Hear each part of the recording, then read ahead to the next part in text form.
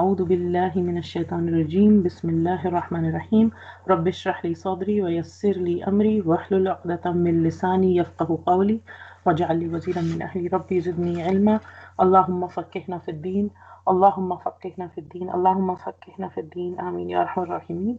Assalamu alaikum wa rahmatullahi wa barakatuhu. So last week we covered up till ayah number 115 of Surah Baqarah, and today we will be talking about ayah 116 to 119 in Surah Baqarah. So we were talking about how we last finished with we're talking about the history of Jewish people and how people were trying to stop other people from entering the mosque or getting closer to Allah Ta'ala. And then we learnt about that to Allah Ta'ala belongs east and the west, and whichever way we might turn, we will find Allah Ta'ala if we are true. And in that there was a subtle hint that in Surah the Qibla is about to be changed, because before this the Prophet ﷺ and all the companions were praying towards Baitul Maqdis in Aqsa, and they were praying towards there, which was the same direction as where the Jews and the Christians were praying towards. But now the Qibla is going to be changed very soon, and there is a subtle hint here in this ayah, and we'll learn very soon in the next ayat that in a few weeks. Obviously we'll learn about this later, but within a few ayat after this in Surah Baqarah we learn about the Qibla has been changed, and everybody, all the Prophet ﷺ and the companions were told to change the direction of prayer. But then when they change the direction, some people have a confusion that is all our previous prayers, is it still valid? Were we praying towards the wrong direction and everything? So even before the question arises in our mind, Allah subhanahu wa ta'ala gave the answer beforehand that for Allah subhanahu wa ta'ala is all the directions, and whichever way you turn is his face. And obviously he'll be answering it more in detail when the thing happens. He'll be telling us more about it. And then we ended with that Allah subhanahu wa ta'ala is al-wasi' and al-alim, that is he is all encompassing, he's wasi', he is there's a vastness, and he is all knowing, there is all kind of ilm, and we should try to be like that too, that we should try to open up our hearts, open up our minds, and get more knowledge about things as well. And now in these ayat today we will learn about what happens when either our hearts are closed or we don't have any knowledge, what happens in that sense, right? So we'll start from ayah 106. A'udhu billahi minash shaitanir rajeem. Bismillahir rahmanir rahim. وقالوا اتخذ الله ولدا سبحانه بل له ما في السماوات والأرض كل له قانتون. وقالوا, wa is and, qalu, they said, ittakhadha. Ittakhadha is from to take something, right? To akhadha, to take something. So ittakhadha, has taken. So they say has taken who? Allah subhanahu wa ta'ala, Allahu. So Allah has taken. One sign that you can start to recognize is, like in Arabic sentences, the order of the words, I don't know if I said this before, but the order of the words doesn't matter as much as what are the ending sounds and ending combinations on a word. And that will tell us who is. So for example, if I say the teacher taught the student, usually in English we'll put the teacher first and then there'll be a verb, teach or taught, and then the student. That will mean the teacher is the one or let's say teacher helped the student, so it will be the teacher who's helping the student. And if we say student helped teacher, it would mean that the student is helping the teacher. But in Arabic you could say taught teacher student, taught student teacher for the same sentence. How will we know who's the one who's doing the act? Is by the ending sound. So when we say Allahu or when we say Allah, the meaning changes, like who is doing the act and what is happening. So here what they are saying is that Allah has taken. Allahu takhada waladan. So what they are saying is waqalu, and they say Allah subhanahu wa ta'ala has taken waladan. Walad is refers to a child. So it could refer to walad, could refer to a child which is singular or a plural as well. It could refer to a boy or a girl. It could refer to anything, but here in this context it is taken as a son. But waladan, the word, could be referring to any child, or it could even refer to many children as well. So And they say that Allah subhanahu wa ta'ala has taken a child or a son, subhanahu. Who here at the end refers to Allah subhanahu wa ta'ala. It's a pronoun, attached pronoun. So subhana is one word, who is another word. Together they got combined and it became subhanahu. So glory be to him. Okay, so when we say subhanallah or subhanahu Allah ta'ala or subhanallah ta'ala, right? So it's the same word, subhanahu, who is going back to Allah subhanahu wa ta'ala. Glory be to him, or glorified is he. There is no imperfection in him. Bal, no, but instead, lahu, for him. Lam here is for, who is him. For him, ma is what? Fi, in. As-samawat. As-samawat is the heavens, the skies. Wal ardi, and the earth. Kullun, all.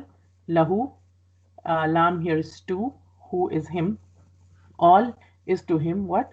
Qanitun. Qanit is to be humbly obedient to someone. We'll go a little bit more detail on this word a little later, inshallah. So this ayah was saying that they say Allah subhanahu wa ta'ala has taken a son, exalted is he. Rather, to him belongs whatever is in the heavens and the earth. And everything, all that is in the heavens and the earth, that is devoutly obedient to him. And the next ayah, ayah number 117. بديع السماوات والأرض وإذا قضى أمرا فإنما يقول له كن فيكون. Badi'u. Al-Badi is also one of the names of Allah subhanahu wa ta'ala. Here it is used as a verb.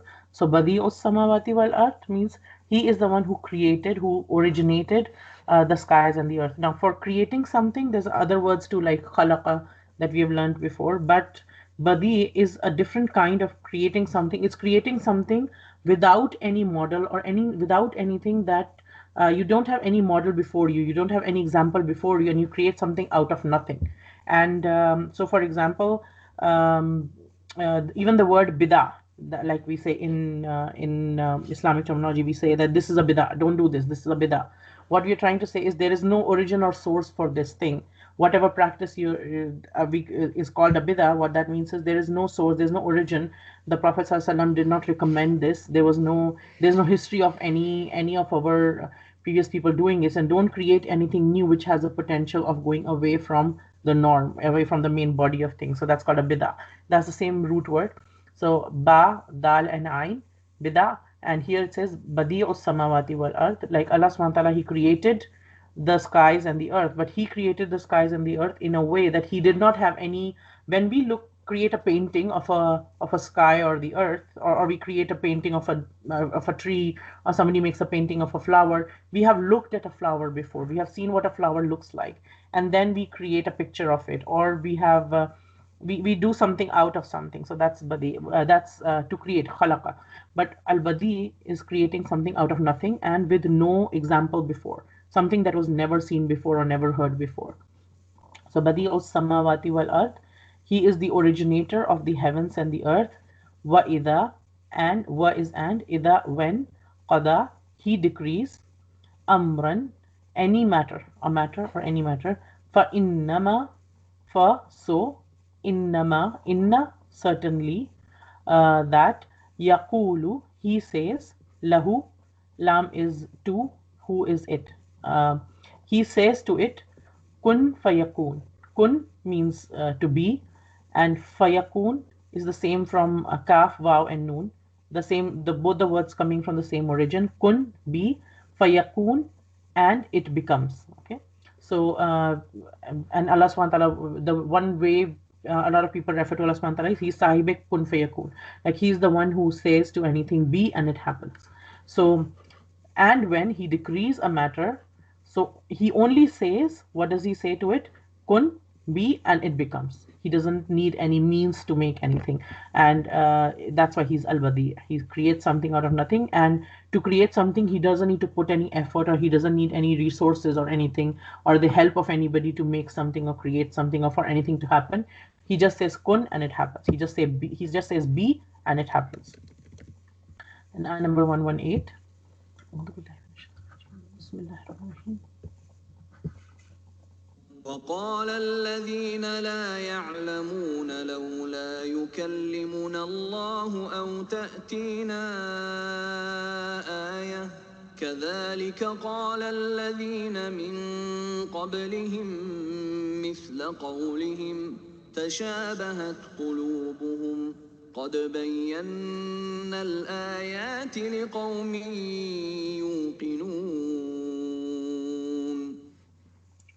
Waqala, and said, who said, Alladhina, those who, la, do not, ya'lamuna. Ya'lamuna comes from ilm, ayn, lam, and mim, to know something.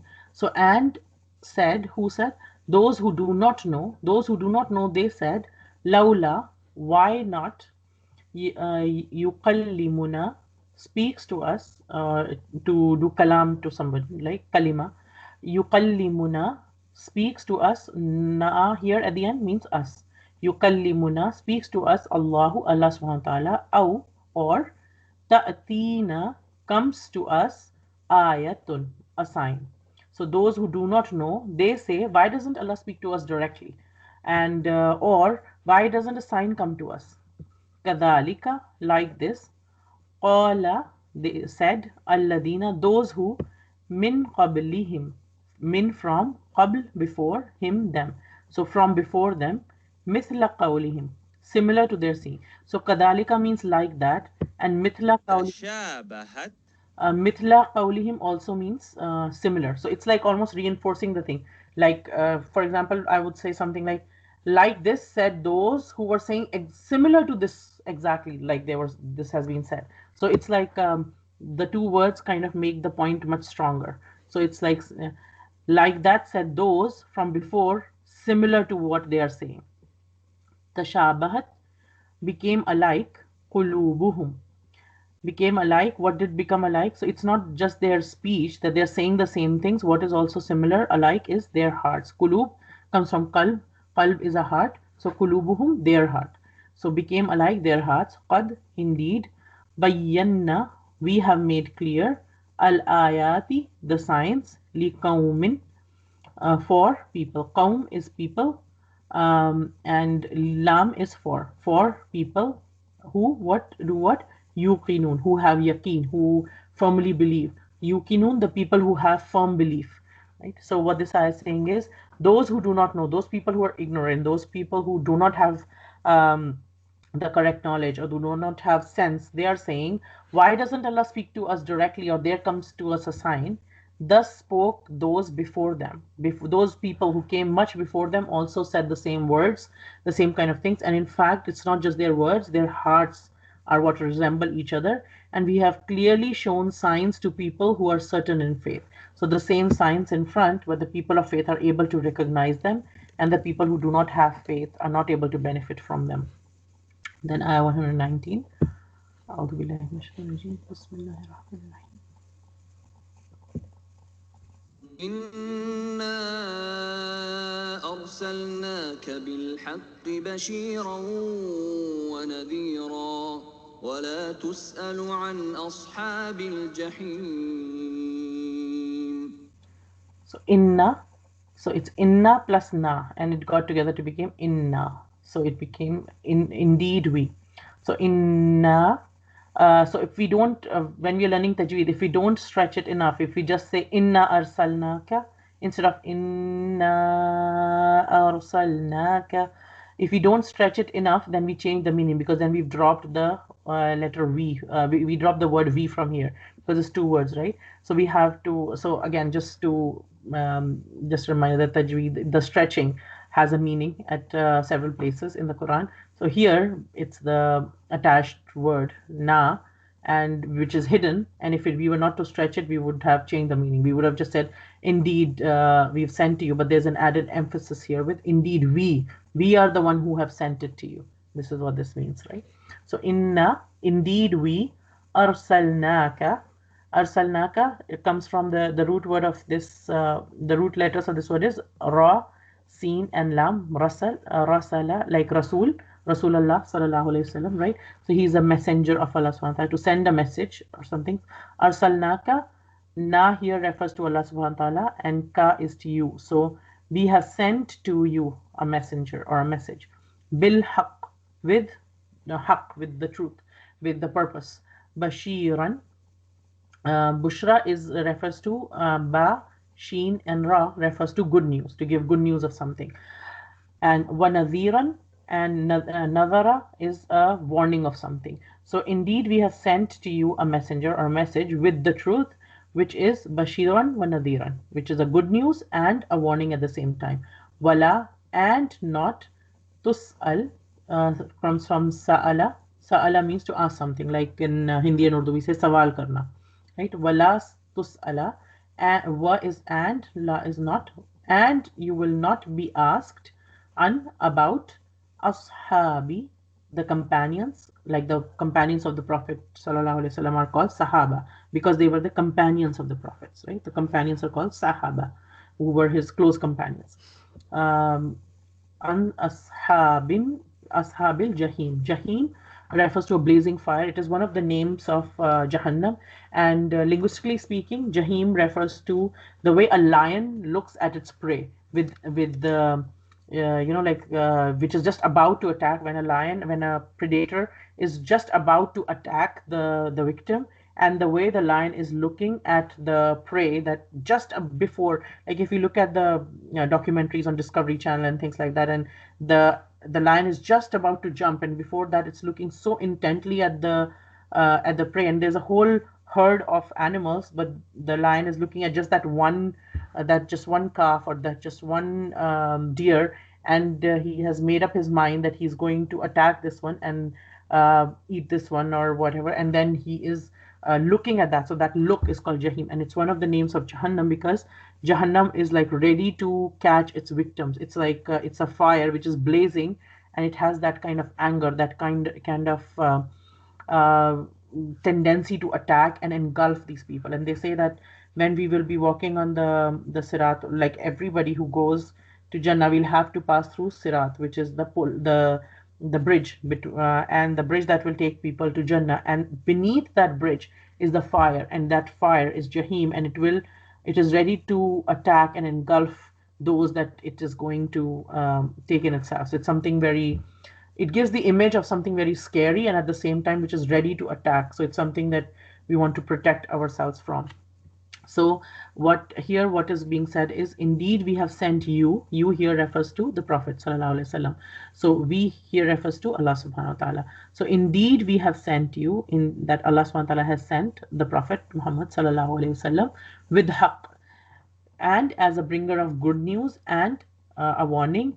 And you will not be asked, O Prophet sallallahu alaihi wasallam, although you love people so much, you will not be asked about the people of the companions of hellfire.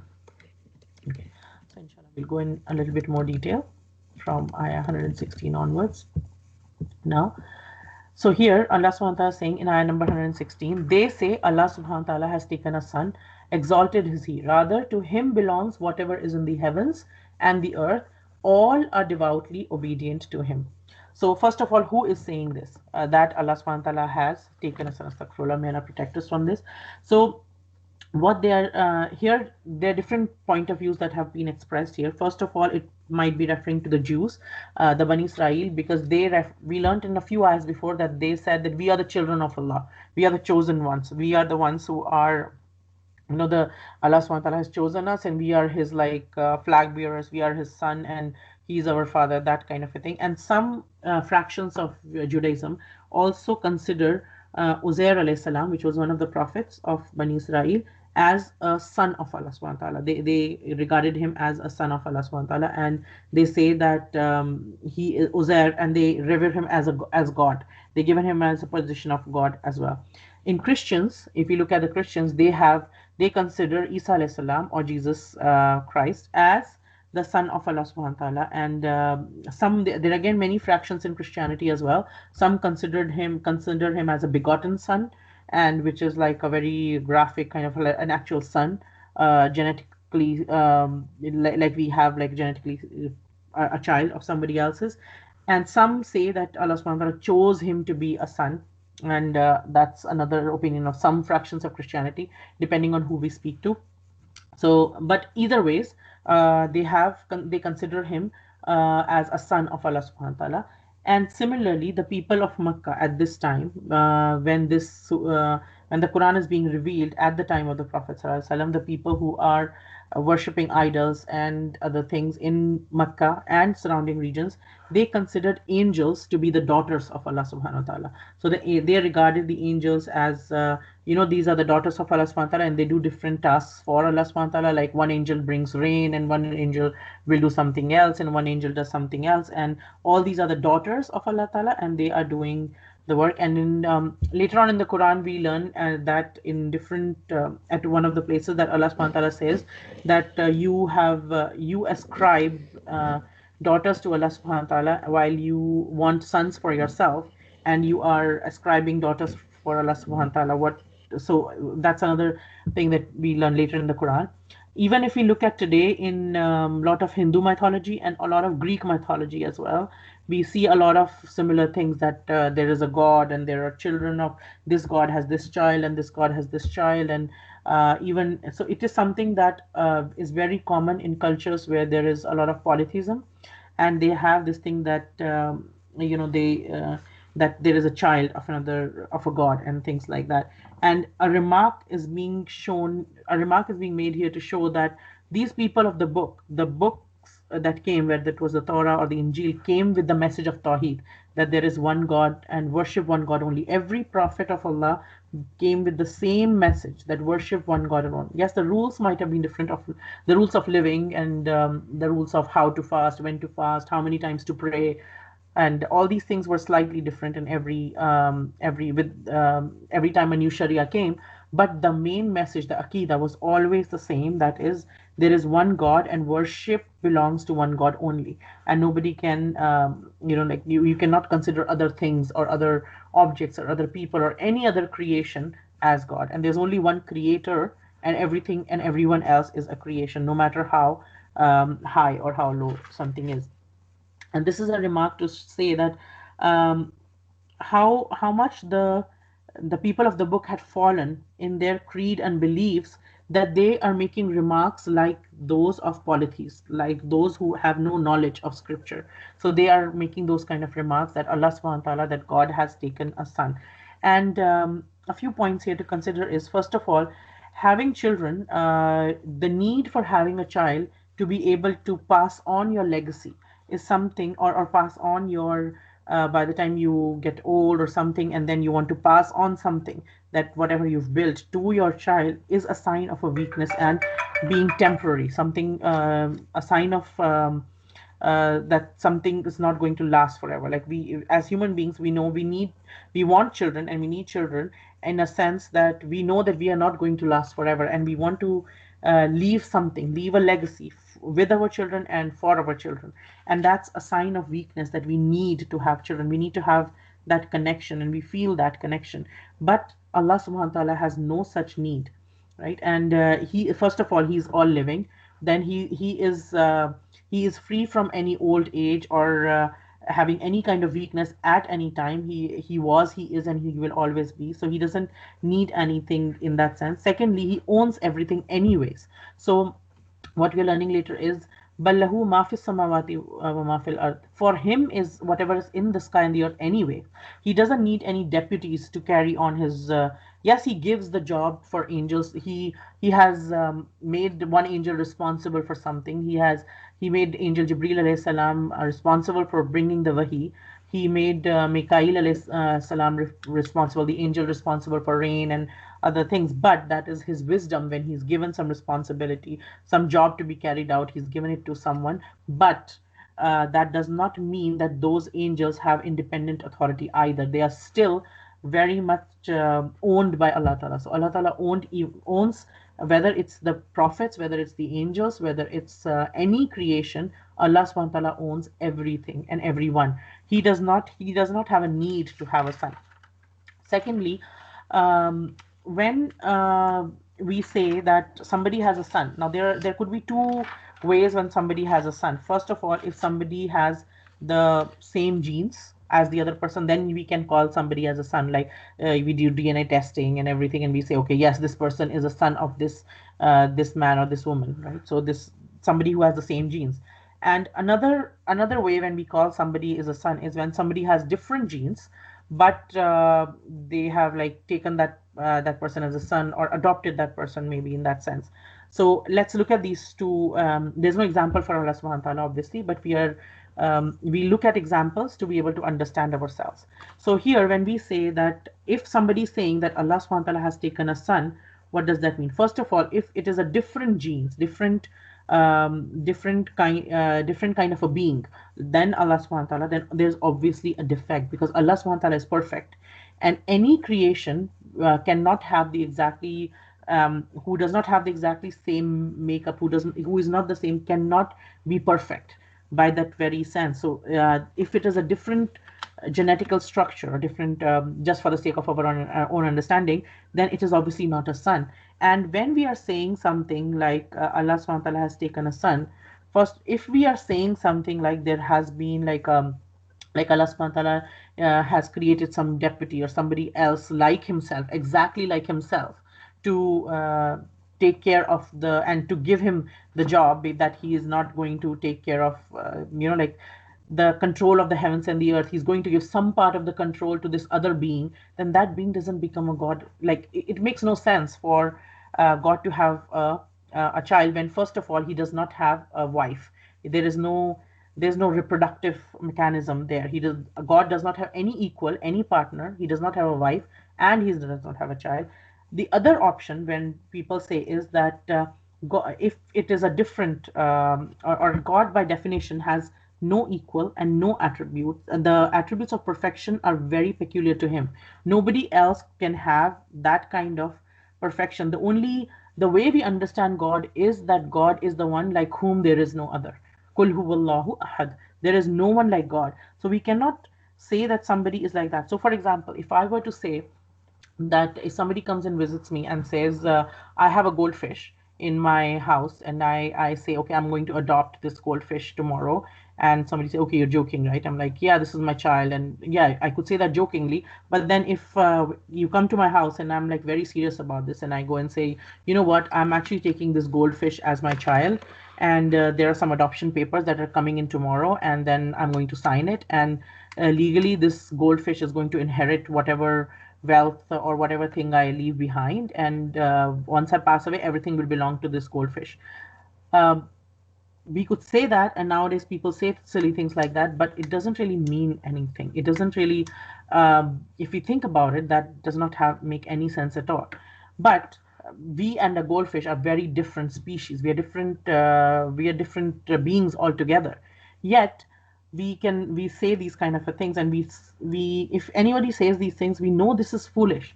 Yet when somebody is saying something like this, that God has taken a son, what you're trying to say is God is a totally different kind of being. He's all powerful. He is the one who's all knowing. Can any one of us have even, like, us and a goldfish are less dissimilar, less different than any creation to God? Because God is the way God is, the way Allah subhanahu wa ta'ala is, no creation can ever be. No human being can ever be like that. And the dalil for that, how is he like that, are going to be given in the next this ayah number 116 and 117, that how is Allah Ta'ala different. First of all, when the Jews or the Christians or the polytheists or anybody else is saying that Allah subhanahu wa ta'ala has a son, first of all, the first response before we go ahead is subhanahu. Subhanahu. What does subhanahu means? Subhan means when something is floating on top of water. When something's floating on top of water, it cannot be drowned, it cannot be brought down.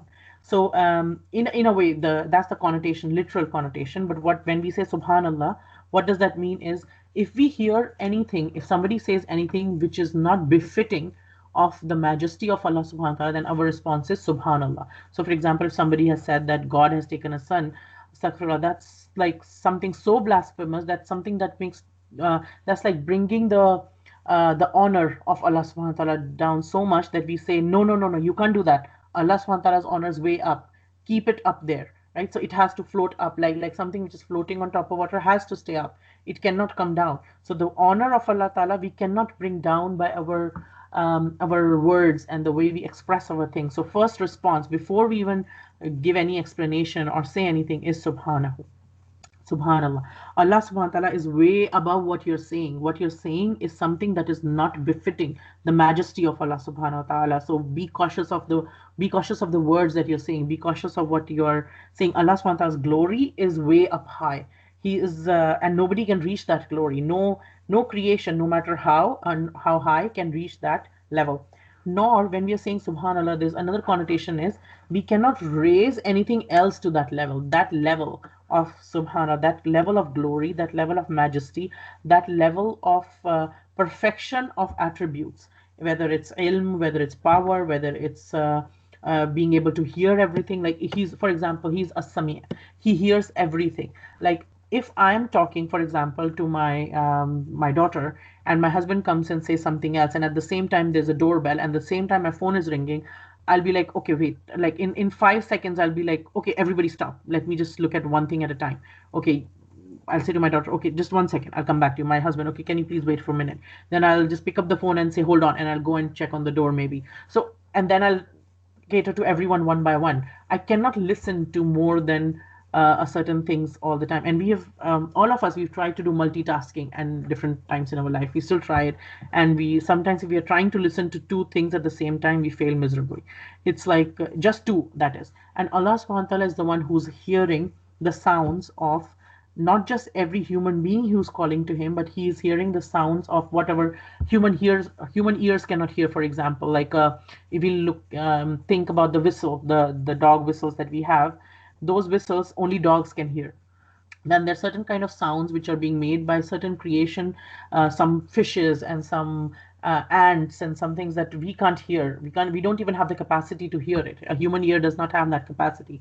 And Allah subhanahu wa ta'ala is hearing all of that. Allah subhanahu wa ta'ala is hearing the things that is going on inside our body, like our heartbeat. Like we are not conscious of our heartbeat all the time. And if doctors have to listen to our heartbeat or our pulse, they need to either use some instrument or they need to focus by pressing on the pulse or something else. But Allah subhanahu wa ta'ala hears every single creation's pulse at the same time. And he is not only hearing that, he's hearing every sound that is being made in outer space by any planet that's moving, any meteor that's moving, anything that's even our every cell in our body. If we just think of our own body, everything is making some sound while moving. If we just think of the organs in our body, different organs are doing different things. That there's a lot of sound, but subhanallah, we don't hear that sound. Allah subhanahu wa ta'ala has made it such that we are not bothered by all those sounds so much, but he hears everything. Can any of us ever, any human being, no matter how blessed and how much chosen he or she is, nobody can ever reach that level of being able to hear everything. And if we were to even to hear like 0.001% of the sounds in the world, we would go mad. We cannot do that. So that is just one attribute, and we have so many attributes of Allah subhanahu wa ta'ala that we learn through the Quran, and nobody can reach that level. So to say that Allah subhanahu wa ta'ala has taken a son is a big blasphemy, and we cannot say something like that. And it is, in fact, it is said in various places in the Quran. For example, in Surah Maryam, which is Surah number 19, in ayah number 92 and 93, Allah subhanahu wa ta'ala says that, and it is not appropriate for the most merciful that he should take a son. There is no one in the heavens and the earth but that he comes to the most merciful as a servant. So anybody, any creation of Allah Ta'ala, everyone goes to Allah Ta'ala as a servant. No matter how high the status of a servant, but a servant is still a servant, right? And and that there are many other places in the Quran as well that we learn that. And also we learn from one of the hadith that Allah subhanahu wa ta'ala says, the son of Adam denied me and he had no right to do so. And he reviled me, as in he abused me. He said a bad word to me and he had no right to do so. As for his denying me, it is his saying that he will not he will not remake me as he made me first. So when we say, if anybody says that Allah Ta'ala will not recreate people, or we will not be raised again, then you are denying Allah subhanahu wa ta'ala, because He made us the first time. He can obviously make us again after the day of on the day of judgment, when we'll be rising again. And the initial creation of him is no easier for me than remaking him. As for reviling me, as for abusing or saying bad words towards Allah subhanahu wa ta'ala, is to say that Allah subhanahu wa ta'ala has taken to himself a son, while I am the one, the everlasting refuge. I beget not, nor I was begotten, and there is none comparable to me. That is, so this in this hadith too, we learn that Allah subhanahu wa ta'ala finds it very, very, very offensive when somebody says that Allah ta'ala has said a son. It is blasphemous, and it is something that is repeated many times in the Quran, that we learn that this is the kind of statement that is very displeasing to Allah subhanahu wa ta'ala. In fact, it is something that is it is very blasphemous and considered like a big sin when we are saying that. So anytime when anybody is saying something like this, our response, sometimes we are able to say it aloud depending on our situation. Sometimes the kind of gathering we are in or something, if we hear somebody say that, at least say in our minds, if we are not able to say it verbally, subhanallah, that Allah's honor is way above this. That first of all, it is important to reiterate to ourselves when we hear something that bad, that Ya Allah, I'm not a part of this sin.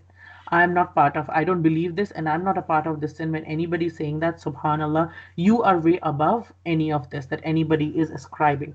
So that should be, first of all, our first response. And then Allah Ta'ala is explaining, subhanallah, how is He the most raised? How is He so different in the next part? So first of all, He's saying, Ballahu ma fis samawati wa ma fil wal ard. So there are 4 points here that will be mentioned in these 2 ayat, and I'll just mention these 4 points first, then we'll go over them. First of it is lahu ma fis samawati wal ard. Everything belongs to him. Everything comes to him. In everything, he owns it. He's the total and complete owner of everything. So when we own something and we say this is mine, like if I look at a house and I say this house is mine, I put a number plate in front of it, or I would say this address is mine, or this house is registered in my name, and I have full authority of whether I build it or I demolish it or I do whatever to it. This is mine. So first of all, Allah Ta'ala owns everything. So we have to remember that He is the owner of everything. No matter if there are some things, some people might think that they are not owned, they are free, but it is not the case. Allah subhanahu wa ta'ala owns everything, whether things or people realize it or not. The second point is kullu lahu qanitun, that everything is subservient to him. Nobody can interfere with the power of Allah subhanahu wa ta'ala to create or to destroy. Everybody is humbly obedient to him. Every single cell of our body is obedient to him. If Allah ta'ala if Allah ta'ala decrees, any cell of our body, there are trillions of cells in our body, any cell of our body can develop a cancer, and that is enough. Just deformation of one cell of our body is enough to ruin our state, right? So everything is subservient to him, humbly obedient to him, whether it's the sun, the moon, anything. That's the second point. The third point is Badi'us samawati wal ard, that he is the one who's the original creative inventor. There's nobody else, no creation can do what he can, which is to he created the skies and the earth without any pre-existing model, and there's nobody else who can do this. And the fourth point is that his power to create something with just the phrase kun fayakun.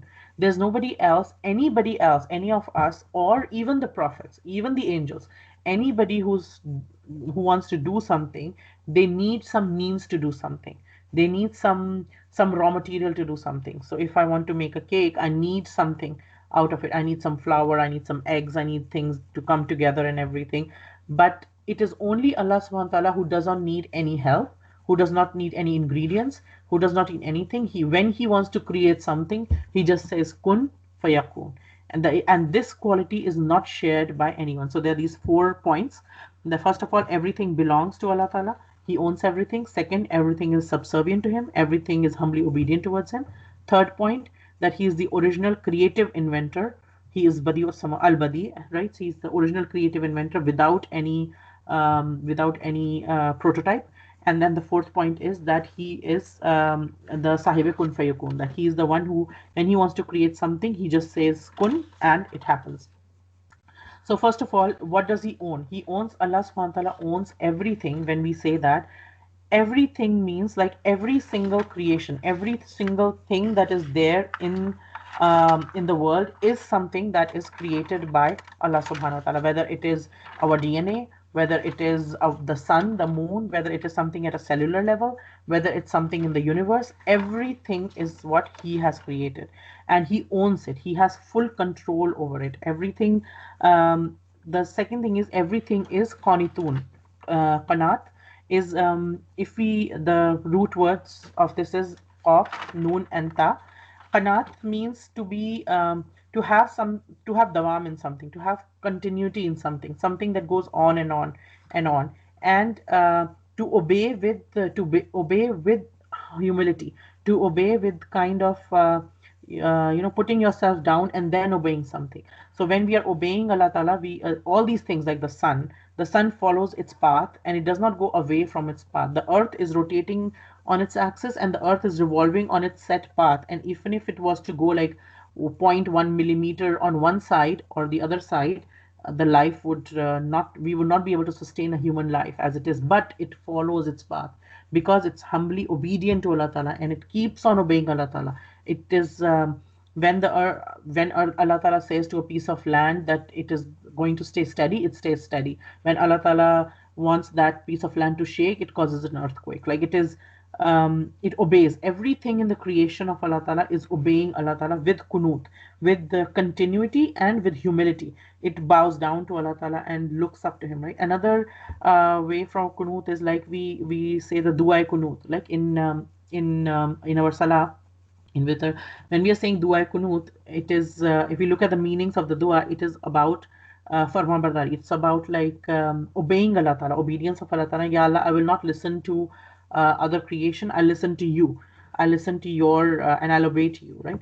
And one of the hadith says that afzatul salati kunut, sorry. So I'll just say the meaning of it. I forget the word. So it is basically that the best of salah is in which the qiyam is long, and the word used there is kunut. So the salah which has something which is stays qiyam, which is the qiyam, the standing of the prayer. When we're reading the Quran, when that is longer in the prayer, that prayer is better, in which there is more Quran that is recited, in which we stay more in the qiyam, and the word used there is kunut. So it's like to stand, like in our prayer, when we are standing and we are reading, we are standing with our head bowed down, we are looking at the spot, our eyes are looking at the spot where we are going to do sajda, and we are not talking to anyone, we are humble, we are in that state of humility, and we are obeying Allah Ta'ala. And the another meaning of kunut is to say quietly, to be quiet, not to speak anything, and to obey in that sense. So, for example, the salah that before the migration to Habasha, which happened in the Sirah, the way the companions used to pray their salah was during the salah they could talk to each other. So they would talk, and while they're praying, they were able to talk. But after they migrated to Habsha, then the ruling came that from now on, during your salah, kumu lillahi qanitin, right? So in your salah, be quiet and pray. So you're not allowed to speak while you're praying. You have to stay quiet while you're praying. So one of the meanings of kunut is to be quiet. So everything, when we are saying kullu lahu qanitun, it means every makhluk of Allah Ta'ala, every creation of Allah Ta'ala, everything in the universe follows its own rules, follows the kind of things that Allah Ta'ala has, the laws that Allah Ta'ala has made for him. For example, the fire is going to burn. The fire has heat in it. And it's not going to, tomorrow, it's not going to happen one of these fine days that the fire gets bored of burning, and one day we switch on our oven and it starts working like a fridge instead of an oven, and the fire has lost it. Fire is like, no, I'm not going to stay hot anymore, I'm going to start being cool, I'm bored of this now. And that's not never going to happen, because the fire is going to follow the command that Allah Ta'ala has given it, unless that one time in history when Allah Ta'ala made, which was a miracle which happened once and will never happen again, that he made the fire cool for Ibrahim alayhi salam. Another example, for example, we can say is if we put petrol in our car, and then all of a sudden that petrol will not just one day after like 2,500 years, petrol will not just turn into water and say, okay, the car's not working anymore. And so everything kind of retains its properties, whether it's at a cellular level or whether it is at the level of galaxies and everything. So everything is obedient to Allah subhanahu wa ta'ala. And so this is the second point. And then the third point Allah subhanahu wa ta'ala says here is samawati wal ard, that he is the one who created everything without any model, without any sample. So there are different ways in which we can make something. First of all, there was something, and then there was nothing, and then something new was made, something new was created, and then that is ibda, to make something like that. The second kind of creating something is khalq, like I said, to make something from another. Like for example, we have flour and we make bread out of it. We have wood and we make furniture out of it. So we have certain raw material and we do something to it. We process it in a certain way and then we create something out of it. That's some kind of a creation. That's something that human beings can do as well.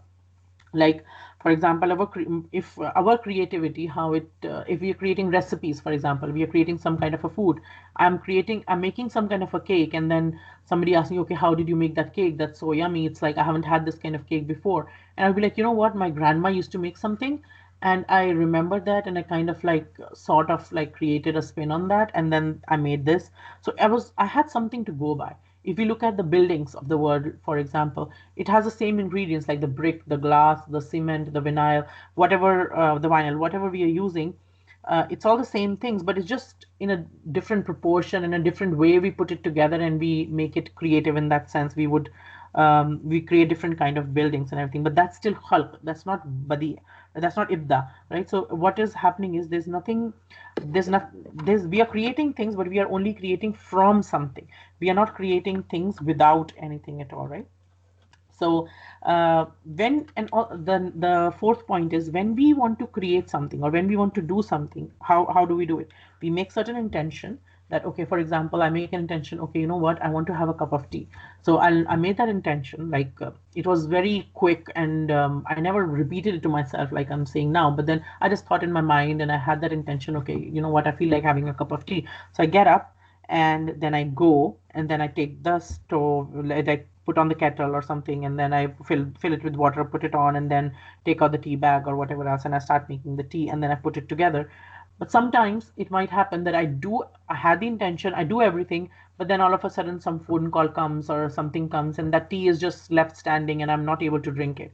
And then sometimes, some days, what it happens is that even you're not able to drink it, and like, okay, half an hour later you remember, oh, I had my tea, and then you warm it up, and then you're about to drink it and something else happens, and then again you're not able to drink it, and then you're like, okay, it's just not meant to be, let me just do something else, and then you just leave that. And so what happens is, and that's just a small example, but for us, for human beings, what happens is we make intention, and even after making intention, just having an intention is not enough. We need to do something about it. If we want things to happen, we need to make some effort for it, and we need some resources. Sometimes, depending on how big a thing we want, we need some help. Like for example, if my daughter wants to be a nurse, she needs an education in medical to, so she can't just like tomorrow, she can't just get up and say, okay, from today I'm a nurse. You know, she needs an educational institute. She need like some teachers to teach her how to do it. Then she needs a place where she does her job or her training or whatever, and then she starts working as a nurse in something, and then she starts doing that work, and then she's able to, and even then, if it is not meant for B, no matter how much intention that she has and no matter how much hard work she puts in it, if Allah Ta'ala does not want it to happen, or if Allah Ta'ala does not decree for it to happen, it will not happen, no matter how much she tries it. So we need a lot of things. We need, like, when we want to do something to happen, we need our intention, we need our resources, we need our help, and more than anything else, we need the will of Allah Ta'ala. If Allah wills, like that we say, that's why we say whenever we say something that I'm going to do something, inshallah. Like I'm going to do something, but I'm not sure if I'll be able to do it. I have the full intention of doing it. I'll try my best to do it, but it will only happen if if Allah subhanahu wa ta'ala wills, right? But for Allah Ta'ala, it is totally different, that He is the only one who is what? When He decides on a matter, وَإِذَا قَضَى أَمْرًا فَإِنَّمَا يَقُولُ لَهُ كُن فَيَكُونُ.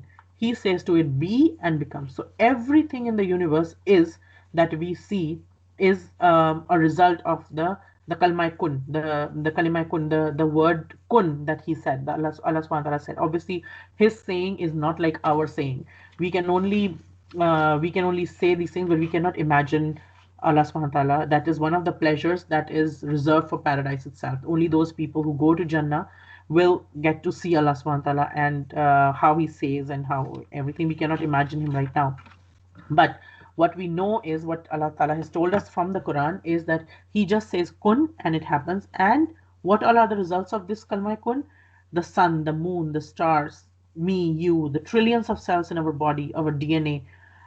Just the tip of our DNA, it contains so much information which is more than all the books in the world.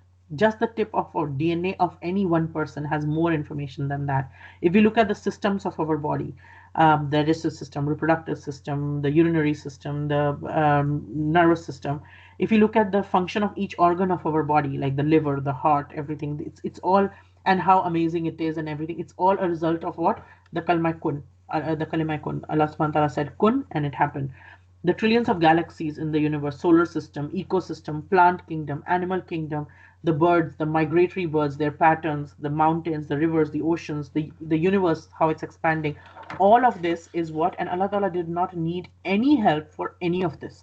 For any of this to happen, all of this, all what he needed no raw material for it. He needed nobody's permission for it. He needed nobody's help for it.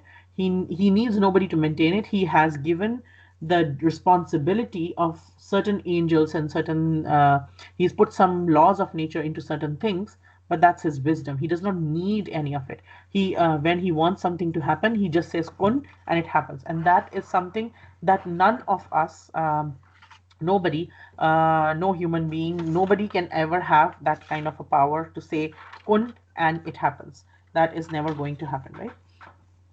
So just some lessons that we learn out of this is, first of all, there are people who are saying things like shirk, who are saying things like Allah subhanahu wa ta'ala has a son. They're saying such blasphemous things which Allah subhanahu wa ta'ala considers it as not just blasphemy, but in a way of reviling him, in abusing him and saying bad words to him. He considers it akin to that. Yet, to the same people, he has that we learned in the previous ayat, Allah subhanahu wa ta'ala is al-wasi'. He is all encompassing. He is so vast that even to these people he is still feeding them. These people are still able to use their mouth and say words. These people are still able to see. Allah subhanahu wa ta'ala can just say kun and these people will be destroyed and made into dust who are saying these kind of things. But Allah ta'ala is allowing them, He's giving them risk. He's giving them money. He's giving them food. He's given them the sky is not falling on these people. The earth is not opening up and swallowing these people who are saying any of these things. Even though Allah Ta'ala does not like this, yet He is allowing these people to exist, and not just allowing them to exist, but to thrive in this world as well. Which tells us, first of all, how wasi Allah Ta'ala is, and how much sabr He has, how much patience he has with humankind, how much rahmah he has for us. And if we think about ourselves, the lesson we learn for ourselves is we do not have even like a little bit of kudra on things. We don't have a little bit of power compared to that. And yet we get disturbed by so many things that people say. Sometimes when we listen to that somebody has said, if we find out that somebody has said something unpleasant about us, and that is a part of life, we will experience that, then it is a time to remember this. Remember that I am the creation of this God who listens to all these things that people are saying about Him. He created them, He is feeding them, He is letting them breathe, He's letting them live, He's sustaining them, and yet they are saying words about Him that He finds offensive, and yet He is continuing to feed them and taking care of them. So when I listen to people who are saying bad words about Him, I remember my God, my Allah Ta'ala, and I am able to, it will give me the strength to let it go, to bear it, to have the sabr with it. Right? Because otherwise we are human beings. We won't be able to just have sabr by ourselves, because when we hear things said about ourselves, it becomes, it becomes hard to kind of take it. Right? And we have another thing is that when we learn that everything is qaniteen to Allah subhanahu wa ta'ala, everything is submissive to Allah ta'ala, Then we learn that Allah Ta'ala has given different roles to different people, different creation. Like sun has a role. Sun has a role to play, that it gives sunlight, and the sunlight gives life to earth. Earth has a role that it goes around, it doesn't go beyond its orbit. Moon has a role that it goes around the earth, and at night it gives light to the earth, and everything has a role and which it is fulfilling exactly how Allah Ta'ala has told us. Similarly, to each one of us, Allah Ta'ala has given some roles. I could be a mother, a daughter, a sister, a wife, a student, a teacher, a doctor, an engineer. Everything has certain kind of responsibilities. There's certain kind of character. And to each one of us, Allah Ta'ala has given different kind of tests, different kinds of things to test us, different kind of situations to deal with.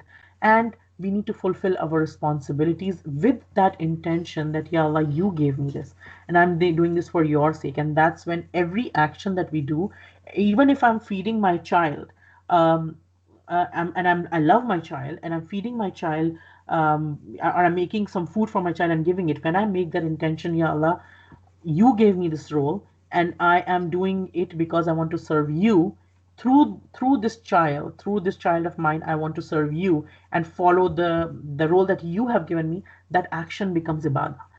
Action becomes rewarding for me. That action becomes, then I'm in a state of ibadah. Even when I'm cooking, even when I'm eating my favorite food, I might be eating like tandoori chicken or something, and it is my favorite. Yet when I'm eating it, with every bite, if I'm saying Alhamdulillah, Ya Allah, I love this food, and thank you for giving this to me, and I'm praising Allah Ta'ala, or I'm doing that, then even my eating my favorite food becomes an act of ibadah.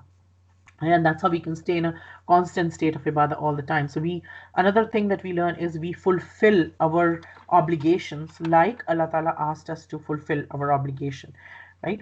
And to be submissive to Allah Ta'ala in that sense. Another thing here is that we remember that Allah Ta'ala is self-sufficient and He does not need anything else. He is the Badi of Samawati wal Ard. And we don't worship anyone. We don't consider anyone can do anything for us without means like Allah subhanahu wa ta'ala can. Then in the next ayah, ayah 118, Allah subhanahu wa ta'ala says that those who do not know, they say, why does not Allah speak to us, or there comes to us a sign.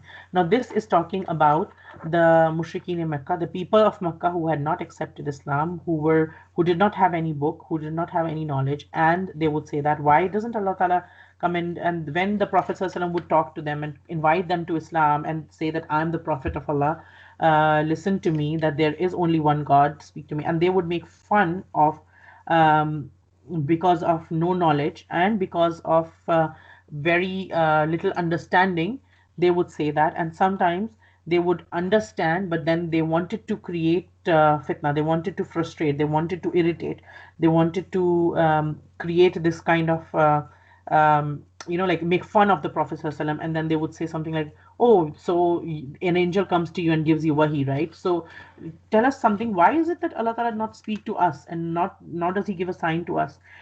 In their saying that, there is an act of disobedience in itself. So for example, if I was driving, and then there comes a red light, and I say, you know what, I will only stop if the Prime Minister of my country comes to me himself and says to me that he wants me to stop at a red light. Otherwise, I'm not going to stop. So that is clearly going to be silly, right? So it's like the kings and the rulers of this world also, they do not go and talk to every single person whom they're ruling. And it is not befitting for every person to kind of go up and say that, you know what, I'm only, if you come and say to me, then only I'll listen. So you have to basically cater to me and do that. So it is something that shows that they have not got an understanding of their own position with respect to Allah Ta'ala. Allah Ta'ala is the Rabb. And we learned that in Surah Fatiha itself. Alhamdulillahi Rabbil Alameen. The first beginning of the Quran itself, we learned that He is the Rabb, which means the opposite, the other side of it, the other side of the coin. When He is the Rabb, means we are the Abd. When we are the Abd, means we are the servant, we are the slaves of Allah Ta'ala. And a slave does not demand from a master. We request a master, we beg the master, but we do not demand from a master. So their saying was a statement of haughtiness, a statement of arrogance, that you know what, their power, their status, their knowledge, and their money, that's what they used to judge everything with. And they were like, the leaders of the Quraysh, for example, they had a lot of power and money and everything. And the Prophet ﷺ, on the other hand, was an orphan, and he did not have as much money as these people, and he was telling people about this, and he did not have that much of a social standing, in the sense that in that society people were measured by the kind of like who is taking care of this person, who's their father, who's their grandfather, and everything. So there was no direct person to him at that time. And so these people were trying to kind of say that, you know what, if the wahi had to come, if the angel had to come, then if this Quran and this Islam thing was any good, then the angel would have come to any of us leaders. Why did it have to come to you of all people? So they're trying to create this, like a psychological kind of a making fun of something and putting it down and saying, you know what, like if there was value in it, it would have come to us leaders. So they were used to judging people in the worldly sense on the basis of their power and status and knowledge, the amount of knowledge somebody has, the amount of writing skills or any other knowledge in any field that they had, or money, or beauty, or anything else. But they forgot that they're putting the same terms on spirituality as well, that spirituality should also cater to the same people who have a lot of power or wealth or status or money. But it does not work like that. Allah subhanahu wa ta'ala chooses himself whom he chooses for whatever. He does not, you do not ask. Even prophethood, the prophets could not ask for prophethood, could not nobody could work their way to prophethood. Whenever any of Allah Ta'ala gave prophethood to anyone, He chose, Allah Ta'ala chose those people to be prophets. People did not work their way to prophethood. So in many traditions, in many other whenever deviations are created or anything in previous religion, things were created, was that people did so much ibadah, somebody so and so. And in mythology we find this a lot, in Greek or even in Hindu mythology we find this a lot, that this individual or this person did so much ibadah that they got to raised himself or themselves to this position. So in Islam there's no such thing. Allah Ta'ala raises position of whom He chooses. We cannot demand it, we cannot ask it, we can seek it, we can want it, we can pray for it, but Allah Ta'ala does not need anybody's permission. He chooses whom He wants. And it is not befitting for a slave to say that. That is something that's a very arrogant statement, that like and also it also shows that they are very much people of who believe in only what they see. So for example, somebody is powerful, somebody has money, then that person is elevated according to them. Or somebody has a lot of followers, somebody has a lot of fame, then that person's worth something. If somebody doesn't have that, which is not worldly sense, somebody is not had too much very good house or very good education or very good something, this is like a normal person, there's not like nothing great about this. So it shows that their kind of understanding of the world and people and status was very different, and their understanding of their own status was not very clear. Their own status, even with respect to God, was not very clear. Even respect to Allah subhanahu wa ta'ala was not very clear.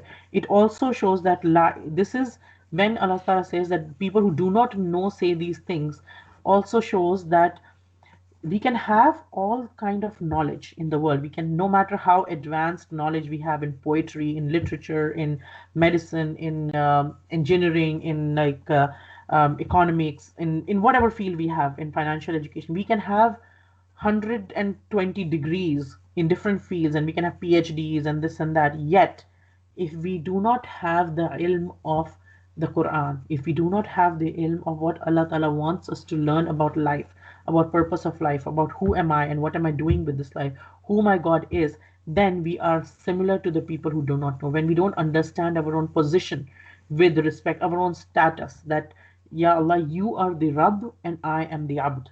I am I'm the slave. Until we understand our own position with respect to Allah Ta'ala, we are not any other human being slave, but we are the slave of Allah Ta'ala. Unless we understand that is, we are, no matter how educated we might be in the worldly sense, we are still a jahil. We are still a person who has no ilm, who knows nothing.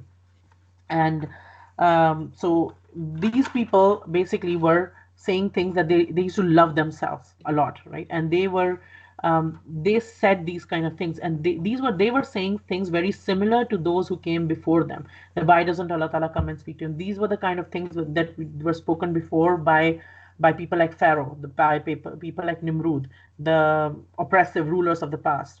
And the Meccans were demanding very similar things, like for example, the people of Musa alayhi salam, the kind of demands that the people of Musa alayhi salam had made to Musa, that okay, we want God, if you want us to believe in this Torah and follow these rules, and we learned about that before, the people who went up to the mountain and everything, they wanted to Allah Ta'ala to speak to them, and they wanted to see Allah Ta'ala and everything themselves. They were like, why does Allah Ta'ala speak to you? Why not to us? Let him, if he speaks to us, then we will follow it.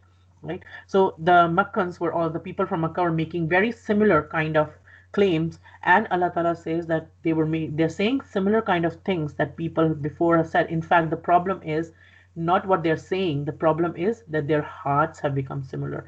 Allah Ta'ala is diagnosing their hearts because he is the one who can diagnose hearts. First of all, that teaches us that we cannot diagnose hearts. We cannot diagnose any person's heart, no matter how clear it is to us that this person is very good or very bad.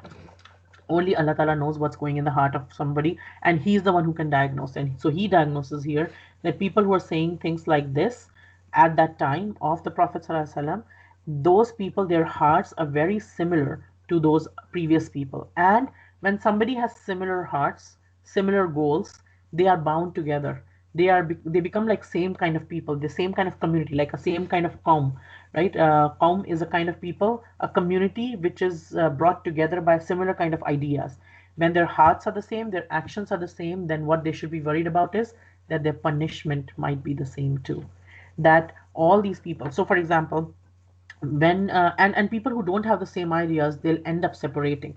So when wahi comes, when Quran comes to any organization, even to any family, even to any individual, when one person gets connected to the Quran and starts going towards Allah Ta'ala, he or she will find that a sense of disconnection with some other people around them, which they did not have this disconnection before. Because what used to happen was everything was nice and happy, everybody was in the same zone. But then one person starts to gravitate more towards truth, more towards Allah Ta'ala, more towards the Quran, then there starts to be a disconnect unless other people join them too. Because what happens is, if you think about it, one person, there are five people who start from the home together. One person wants to go to the hospital, another wants to go to school, another wants to go home, another wants to go to the post office. They're all going different directions. They cannot be together for too long. There's only certain level, certain time that they can stay too long. After that, they can try, they'll keep trying, but there'll be a friction that will be created because they don't have the same goals, they don't have the same thing. So the thing is, these people, when they have the same house, they go the same way. And the people who have a firm belief, they'll be a bit different, right? The signs that Allah Ta'ala shows will become clear to people who have yaqeen, but not to the people who do. And the same signs will be unclear to people who do not have yaqeen. The same Quran will be open in front of different people. Some people use the same Quran, and even today it happens. Some people use the Quran to promote non-Islamic ideologies. They handpick verses from the Quran. They don't look at the context of the ayah of the Quran. They don't look at what was happening at that time and everything. They'll just quote one ayah or even a part of an ayah from somewhere, and then just paint the whole Quran with that picture, that like this is what it says and this is what it means. No considering anything else, what's going on, and trying to understand the context, trying to understand the truth, trying to understand what did the Prophet ﷺ say about this ayah, how did he understand it, what was the time when it was revealed, what was going on in that time.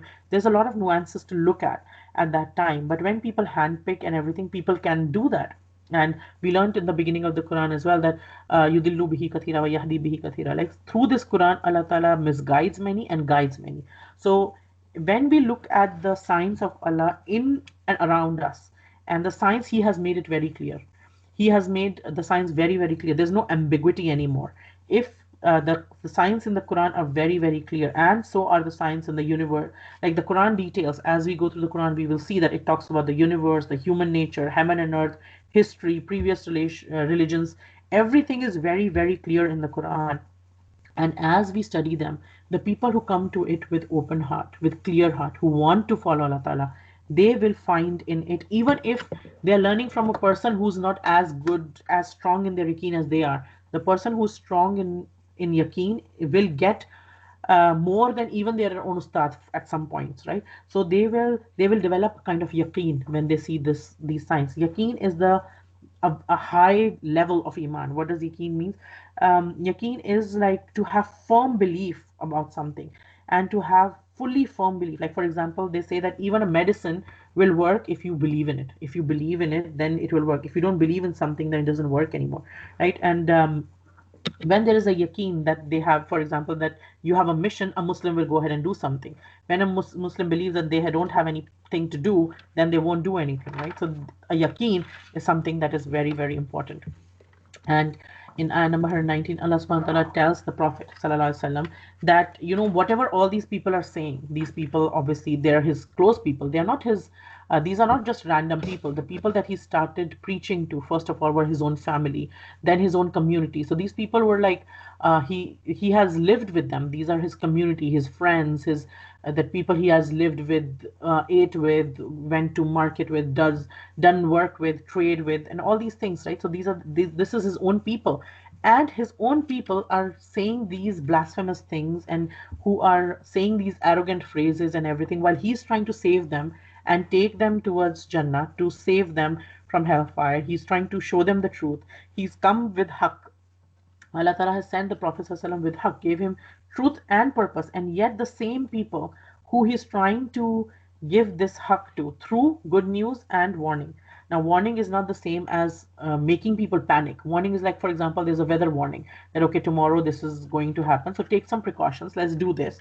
So he's warning people that, you know what, let's stop lying, that let's stop burying the baby girl. This baby girl has a right to live as much as the baby boy.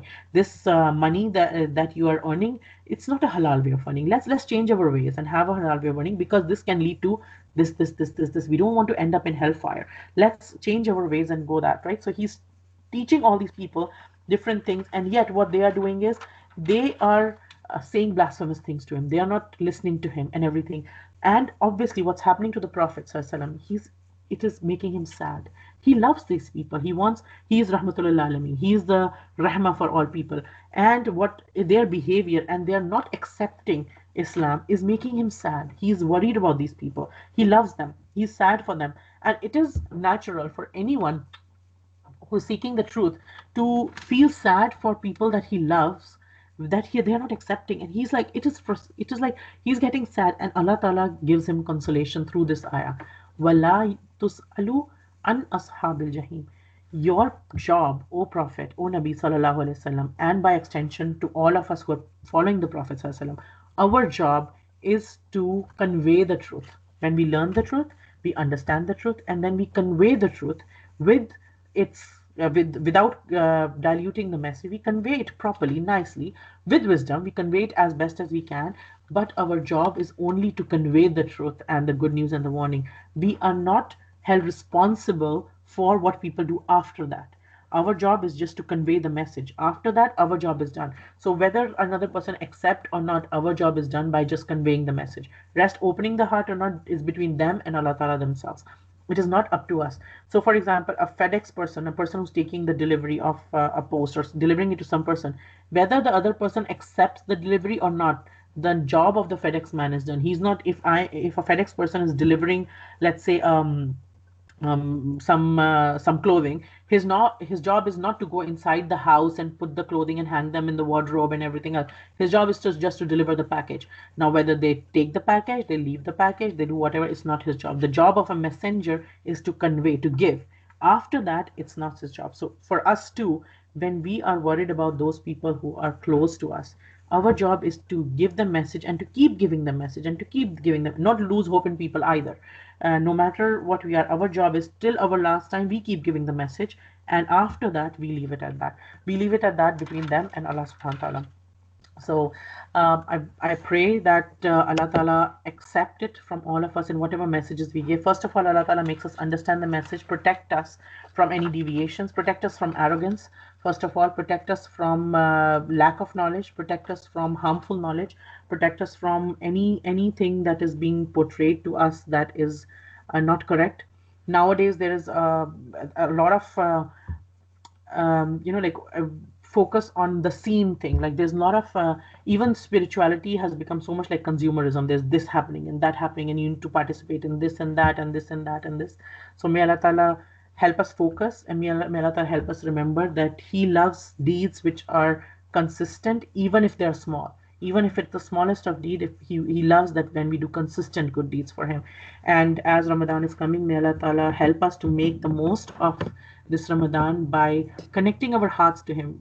No matter if we look at the worldly sense, it might be that we are doing nothing special. We might be cooking, we might be cleaning, we might be eating, we might be taking care of our family, we might just be doing our jobs. But even those can turn into an act of ibadah. We don't need to enroll in 5,000 different courses just to be able to feel that we are doing enough. Even if we sit in the corner, and even if we are struggling with reading the Quran, we are reading, even if we are able to read one line in half an hour, we are putting all that effort. Allah Ta'ala will reward us for that time as much as a hufaz, somebody who's a hafiz of Quran, is reading maybe a whole sipara in a whole juz in that time. So may Allah Ta'ala take us to Ramadan first of all, and may Allah Ta'ala help us to make the most of this Ramadan and bless us. Just like Allah Ta'ala united us as sisters in Islam in this world, may Allah Ta'ala reunite us as sisters in Islam on the Day of Judgment and in Jannatul Firdaus. سبحانك اللهم أشهد أن لا إله إلا أنت نستغفرك ونتوب إليك. I'll stop the recording here.